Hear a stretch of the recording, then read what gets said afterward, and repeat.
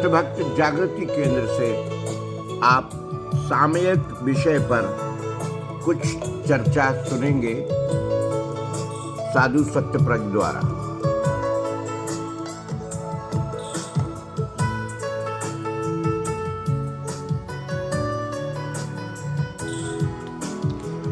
अभी भारत की राजधानी दिल्ली में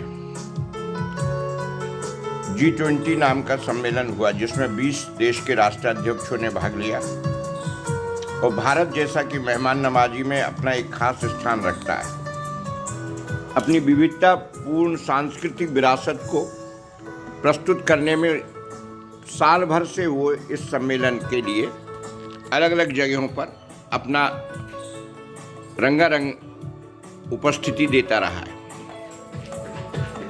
सारी दुनिया को भारत ने अपना एक सही रूप प्रस्तुत किया है।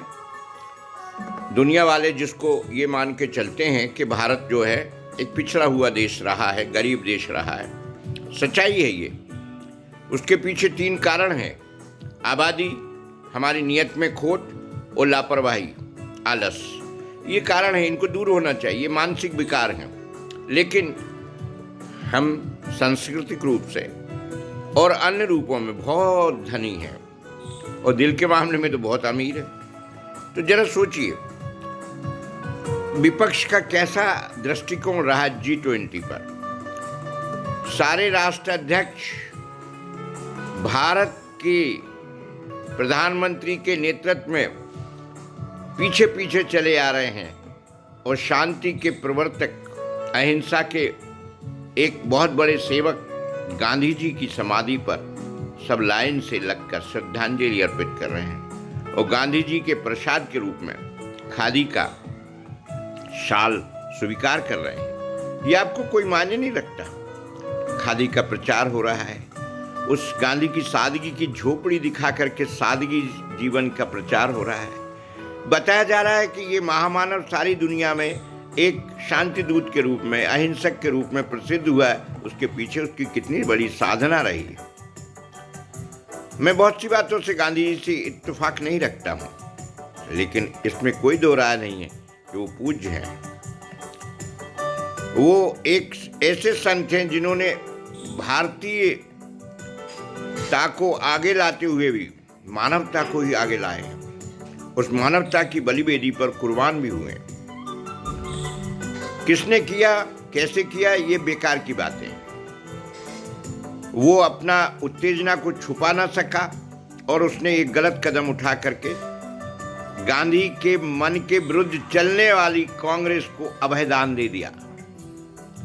तो मैं कह रहा हूं आपसे कि लालू जी ने, विपक्ष के नेता हैं, बड़े प्रिय नेता है बिहार में, जाति के नाते उनको बहुत से लोग पसंद करते हैं। इस देश से जाति की बीमारी जा नहीं रही है, मैं अनुभव कर रहा हूँ। मोदी कोशिश कर रहा है, संप्रदाय, जातिवाद, परिवारवाद, भ्रष्टाचार, इन सबको दूर करने के वो प्रयत्न कर रहे हैं। लेकिन क्षुद्र स्वार्थ, सत्ता भोगी और सत्ता के दीवाने लोग उसकी कोशिशों पे बहुत रात दिन परेशानियां डाल रहे हैं। जरा सोचिए तो आप, चंद्रयान गया तो चंद्रयान में बिठा के भगा देंगे। वो पश्चिम में, दक्षिण में हमारे एक मुख्यमंत्री का बेटा मंत्री है, वो कह रहा है सनातन बेकार है। हाँ, मैं मानता हूँ जितनी चीज़ पुरानी हो जाती है उसमें खराबी हो जाती है, पर सनातन सत्य सिद्धांत है, चीज़ नहीं है।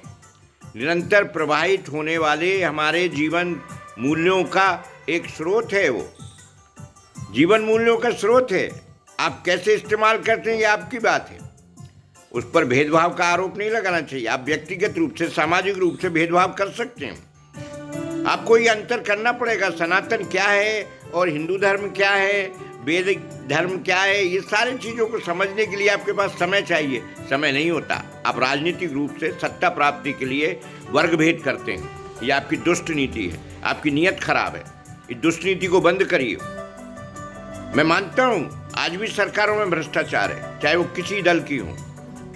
आपका काम नहीं है कि आप उसको दूर करें। आप अपना काम निकालने के लिए खुद भ्रष्ट होते हैं और भ्रष्टाचार को पनपाते हैं, सरकार को गाली देते हैं। ये उसी तरह की बात है जैसे पूंजीपति बनना चाहते हैं, पूंजीपति को गाली देते हैं, पैसे वाले बनना चाहते हैं, पैसे वाले को गाली देते हैं। ये है क्या?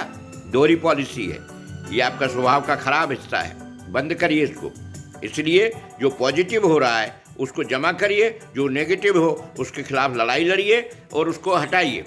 यही तो जीवन का उद्देश्य होता है कि हम अपने जीवन से जो अनावश्यक कचरा है, जो लद जाता है, उसको हटाएं और हमारे सभी लोगों के लिए सामूहिक रूप से आनंद को बढ़ाएं। आनंद को बढ़ाना ही हमारा सामूहिकता से हो सकेगा, वही तो समाज मजबूत होगी। अभी समाज मजबूत नहीं है, ना समाज सही है, भीड़ है। सब लोग कहना चाहते हैं, सब जताना चाहते हैं, उनसे कहो जमीनी स्वीकार्यता लाओ, जमीनी ढंग से अमल लाओ। नहीं, हम जात पात नहीं मानते। होटल में वो चाय शराब उसद खा के आ जाएंगे, लेकिन घर में आएंगे तो घरवाली जरा पता लग गया कि ये अमुक समाज से रखता है, वो अंदर नहीं आने देती। ये दोहरा चरित्र है। आपको घर में सांस्कृतिक क्रांति करना होगा। वात्सल्य के नाते औरत अभी भी मैनेजमेंट में पुरुष से बहुत अच्छी है, उसके मैनेजमेंट में प्रश्न चिन्ह मत लगाइए, लेकिन उसके अंदर जो आपने हजारों सालों से एक जड़ता भर दी है उसको दूर होने दीजिए।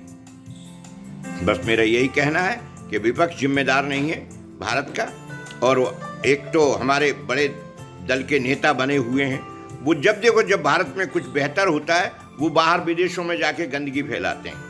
एक बार मुझे याद है कि मोरारजी देसाई से राजनारायण जी मिलने गए।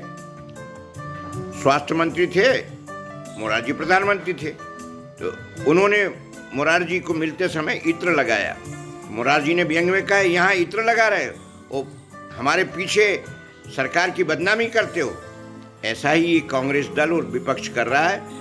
इससे ये एक कभी भी छोटी मोटी सत्ता प्राप्त कर ले, भारत में सत्ता प्राप्त कर ले, इससे देश की जनता का भला होने वाला नहीं है। जब तक सांप्रदायवाद, जातिवाद, वर्ग भेद आप बनवाओगे, आप सत्ता भले पालो, देश मजबूत नहीं होगा। और मैं फिर बता दे रहा हूँ, 2024 में मोदी ही आएगा, और जो लोग गलत हैं उनकी सजा भोगने को तैयार रहें। जय हिंद, जय सत्य।